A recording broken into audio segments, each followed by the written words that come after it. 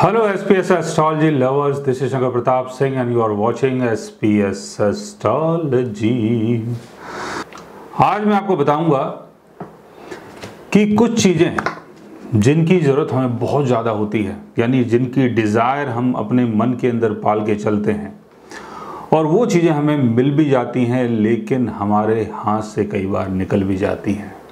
चाहे वो इज़्ज़त हो, चाहे वो शोहरत हो, चाहे वो पैसा हो, चाहे वो नाम हो, फेम हो या कोई रिलेशन हो। तो ऐसा क्यों होता है?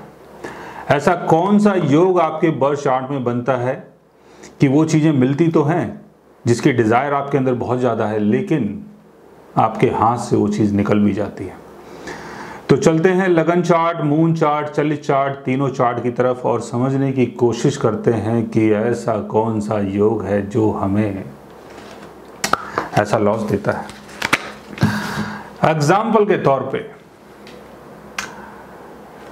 सेकंड हाउस से स्टार्ट करते हैं। सेकंड हाउस का संबंध वेल्थ एंड वैल्यू से, राइट। सेकंड हाउस में अगर राहु की प्लेसमेंट होती है तो सेकंड हाउस की डिज़ायर आपके अंदर बहुत होगी कि ज़्यादा पैसा हो, ज़्यादा सेविंग्स हो, ज़्यादा वैल्यू हो, ज़्यादा नाम हो, ज़्यादा पहचान हो। ये राहु की डिज़ायर है। और सेकंड हाउस का लॉर्ड कोई भी हो सकता है, चाहे वो मंगल हो, चाहे वो शुक्र हो, चाहे वो बुध हो, चाहे वो गुरु हो। मान लेते हैं कि सेकंड हाउस का लॉर्ड वीनस है, टॉरस साइन है यहां पर या लिब्रा साइन है, यहां पर इसका लॉर्ड वीनस है। राहु वीनस के घर में बैठा है, राहु अपने एक्सल्टेशन में है अगर टॉरस साइन में है तो, या टॉरस की जगह अगर जेमिनी साइन में भी अगर राहु होता है तब भी अपने एक्सल्टेशन में माना जाता है। तो राहु अगर टॉरस साइन में है और टॉरस साइन का लॉर्ड वीनस अगर केतु के साथ आपके 8th हाउस में है, वीनस केतु के साथ, या वीनस आपके 12th हाउस में है, यहां पर वीनस है, केतु का एस्पेक्ट वीनस के ऊपर पड़ रहा है, या वीनस आपका यहां पर प्लेस है, केतु का 9th एस्पेक्ट वीनस के ऊपर पड़ रहा है। यानी राहु जिस हाउस में बैठा है उसका जो लॉर्ड है वो केतु के साथ प्लेस्ड है या केतु का एस्पेक्ट अगर उसके ऊपर पड़ रहा है, तब सेकंड हाउस की चीजें यानी पैसा, वैल्यू, वेल्थ, ये सारी चीजें आपको मिलेंगी तो सही, लेकिन ये चीजें आपके हाथ से निकल जाएंगी। सेम इसी तरीके से राहु की प्लेसमेंट आपके 11th हाउस में है। 11th हाउस का जो लॉर्ड है वो है सैटर्न। 11 नंबर साइन अगर 11th हाउस में है या 10 नंबर साइन अगर 11th हाउस में है या कोई भी साइन अगर 11th हाउस में है, राहु यहां पर बैठा हुआ है। तो आपकी डिज़ायर क्या हुई? आपकी डिज़ायर हुई कि ज़्यादा से ज़्यादा अर्निंग आपको मिले, बहुत बड़े लार्ज ग्रुप को आप मेंटेन करें, तमाम लोग आपको फॉलो करें। ये आपके राहु की डिज़ायर है और उसके थ्रू आप अर्निंग करें।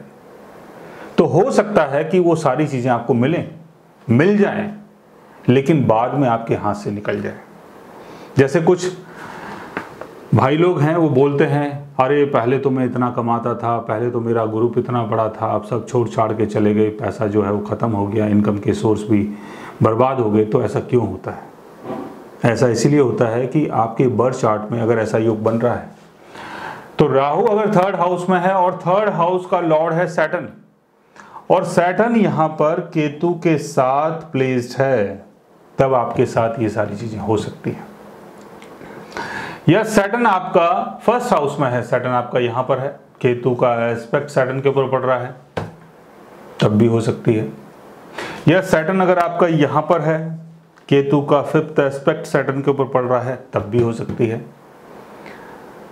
और केतु की दशा में चांसेस ज्यादा है, केतु की दशा चल रही हो तब ये सारी प्रॉब्लम हो सकती है।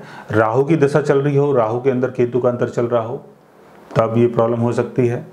केतु की महादशा चल रही हो, राहु की अंतरदशा चल रही हो, तब भी ये प्रॉब्लम हो सकती है। और अगर सेकंड हाउस और 11th हाउस यानी आपके बर्थ चार्ट में जिस हाउस की मैं बात कर रहा हूं उसके लॉर्ड्स अगर कंबस्ट हो जाते हैं, कंबस्ट यानी अस्त हो जाते हैं, अगर उनकी प्लेसमेंट सन के साथ हो जाए, जैसे वीनस यहां पर है, वीनस सन के साथ है, बहुत ही क्लोज है, और वीनस अगर यहां कंबस्ट हो गया तो और ज़्यादा नुकसान होगा। या वीनस अगर अपने डेबिलिटेशन में है, डेबिलिटेशन में वीनस जब होगा जब वीनस वर्गो साइन में होगा, वीनस अपने डेबिलिटेशन में है, केतु का एस्पेक्ट पड़ रहा है, और वीनस जिस हाउस का लॉर्ड है वहाँ पर राहु बैठा हुआ है, तो वो सारी चीज़ें आपको मिलेंगी लेकिन बाद में आपके हाथ से निकल जाएंगी। इसी तरीके से अगर 11th हाउस का लॉर्ड सैटर्न है और सैटर्न सन के साथ है, कंबस्ट है या अपने डेबिलिटेशन में है, केतु का एस्पेक्ट पड़ रहा है, केतु के साथ प्लेस है, तब भी ये सारी चीज़ें होंगी। तो ऐसा योग आपके बर्थ चार्ट में कहीं भी बन सकता है।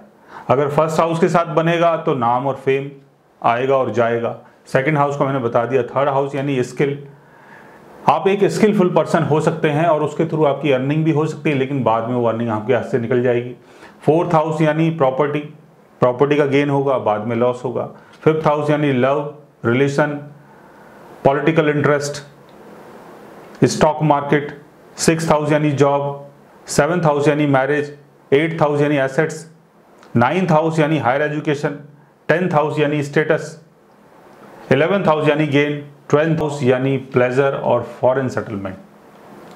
कुछ लोग होते हैं ना जो बाहर चले जाते हैं, फिर बाद में वहाँ कुछ नहीं होता है, फिर वहाँ से आना पड़ता है, या किसी मल्टीनेशनल कंपनी में काम करने का मौका मिलता है, बाद में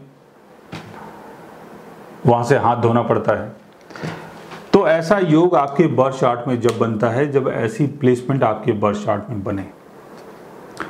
सो गाइस, आज मैंने आपको बताया एक ऐसे योग के बारे में जो प्रॉफिट तो करवाता है लेकिन बाद में लॉस भी करवाता है। अगर आप भी जानना चाहते हैं किसी ऐसी चीज़ के बारे में तो उसके लिए आप हमारे चैनल को सब्सक्राइब कर सकते हैं। और अगर आप हमसे बात करना चाहें, कंसल्ट करना चाहें, पर्सनली हमसे मिलना चाहें, तो आप हमारे ऐप के थ्रू, हमारी वेबसाइट के थ्रू हमसे मिल भी सकते हैं, बात भी कर सकते हैं, और गाइज आप हमसे कंसल्ट भी कर सकते हैं। So guys, take care, love you all and good bye.